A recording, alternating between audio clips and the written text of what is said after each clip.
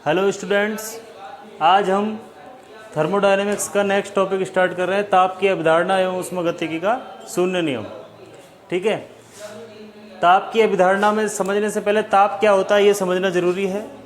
ताप किसी भी निकाय का वह भौतिक गुण होता है जिससे निकाय की उष्णता तथा शीतलता का बोध हो, ताप कहलाता है। ठीक है, ताप किसी भी निकाय का वह भौतिक गुण है जिससे निकाय की उष्णता तथा शीतलता का बोध होता है, ताप कहलाता है। और इससे पिछले वाले डेरिवेशन में हमने एक बीटा फंक्शन पढ़ा था जिसका मान क्या होता है, del upon del E log on omega E, और इसको हम 1 अपॉन के टी के रूप में भी लिख सकते हैं। ठीक है, और जो del upon del E log on omega E है ये एक द्रुतगामी वर्धमान फलन होता है। ठीक है, अब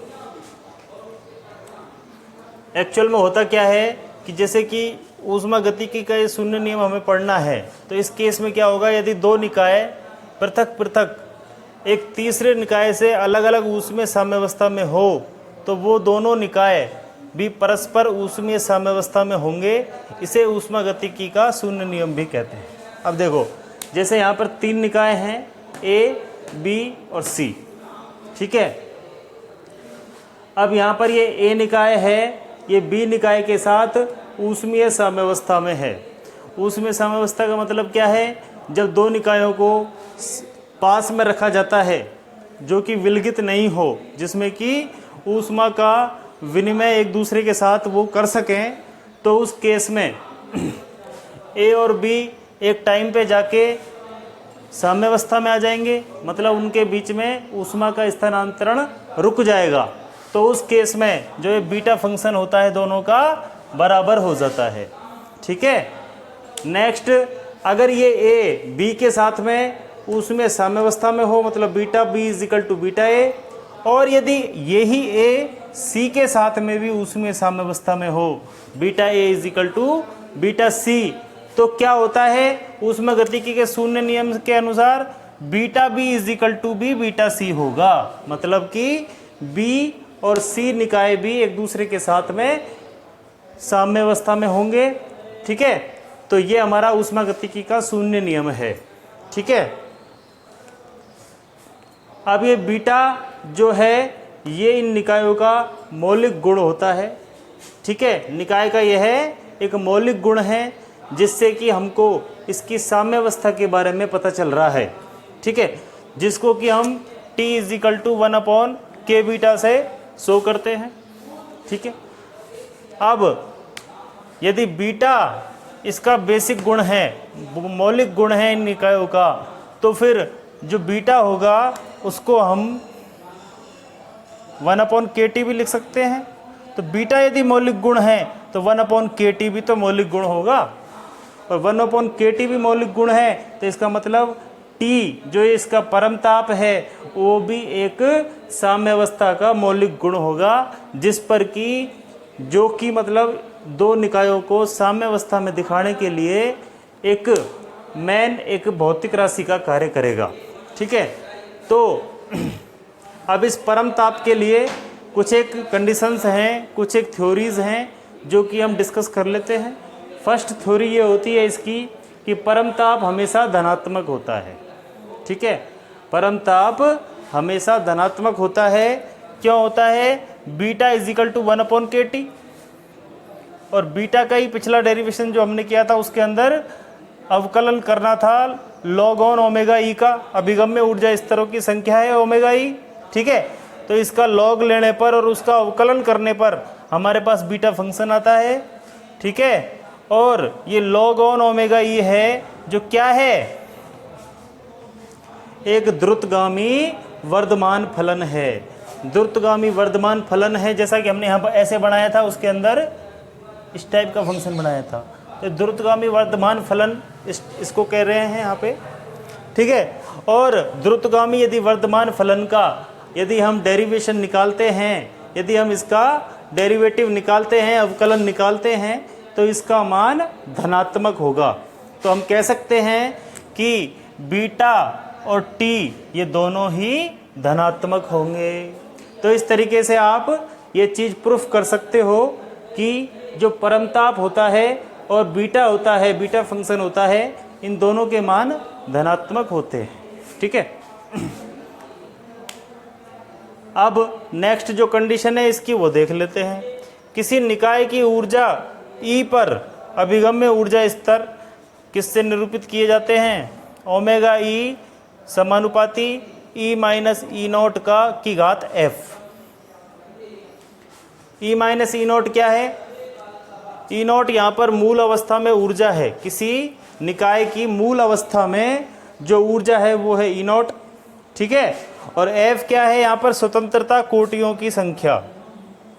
स्वतंत्रता कोटियों की संख्या मतलब कि इसकी यदि ऊर्जा को अलग अलग छोटे छोटे पार्ट्स में डिवाइड करेंगे हम, तब इसके अंदर कितनी अवस्थाएं बन सकती हैं, कितने ऊर्जा के स्तर बन सकते हैं, वो स्वतंत्रता कोटियों की संख्या होती है।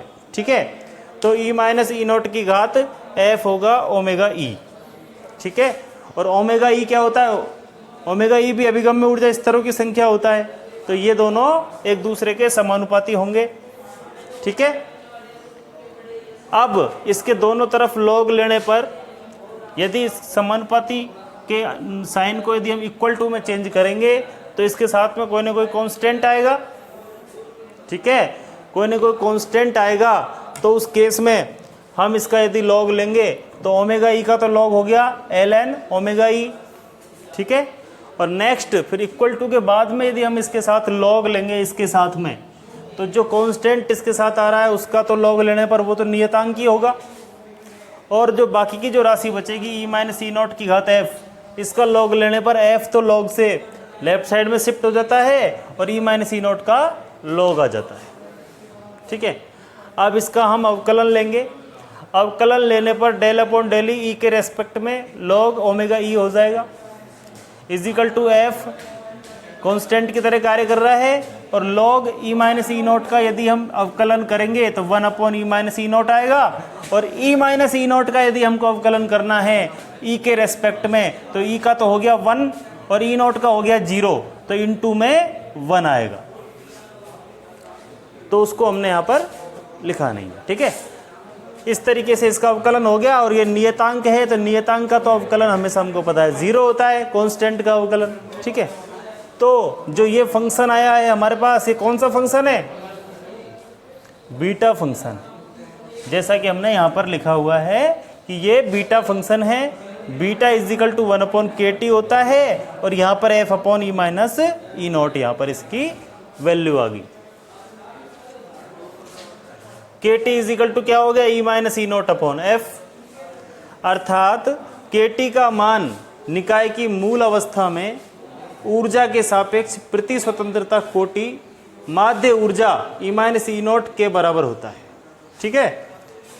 नेक्स्ट जो इसकी स्टेप है वो है beta is equal to F upon E minus E naught, जो कि यहाँ से हमारे पास ऑलरेडी हम प्रूफ कर चुके हैं। तो इसका यदि अवकलन यदि हम एनर्जी के रेस्पेक्ट में करें, del beta upon del E is equal to, इसका यदि अवकलन करेंगे तो क्या होगा डेल ई के रेस्पेक्ट में? एफ तो हो गया कांस्टेंट और 1 अपॉन एक्स का अवकलन क्या होता है?